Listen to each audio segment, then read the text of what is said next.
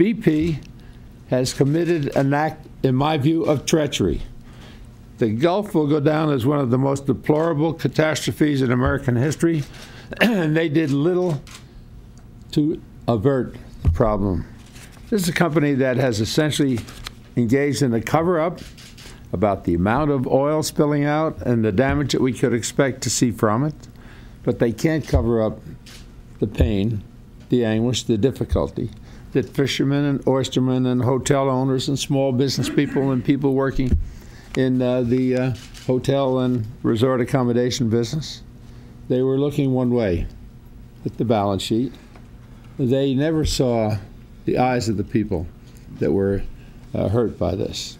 They were looking only the balance sheet. While right now we are looking to make those shrimp fishermen, commercial fishermen, seafood processing, coastal communities, hotels, restaurants, tourism, that are all going to be affected in a negative way by the spill, we want to make them whole by making the company responsible.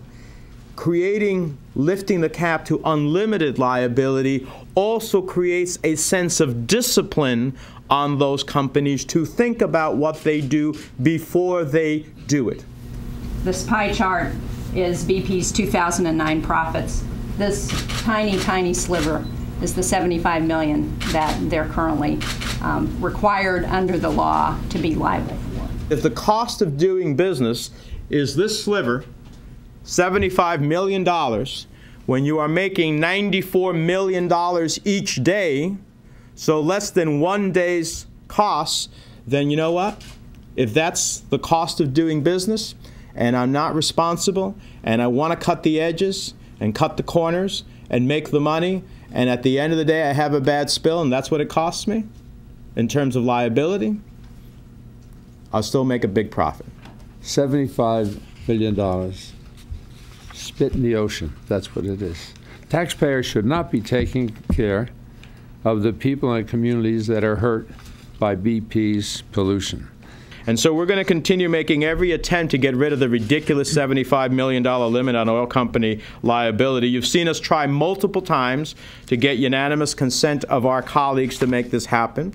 We're going to keep pursuing that, hoping that at some point the ones who object will come to the realization that oil companies should not be protected from accountability. Not now and not ever.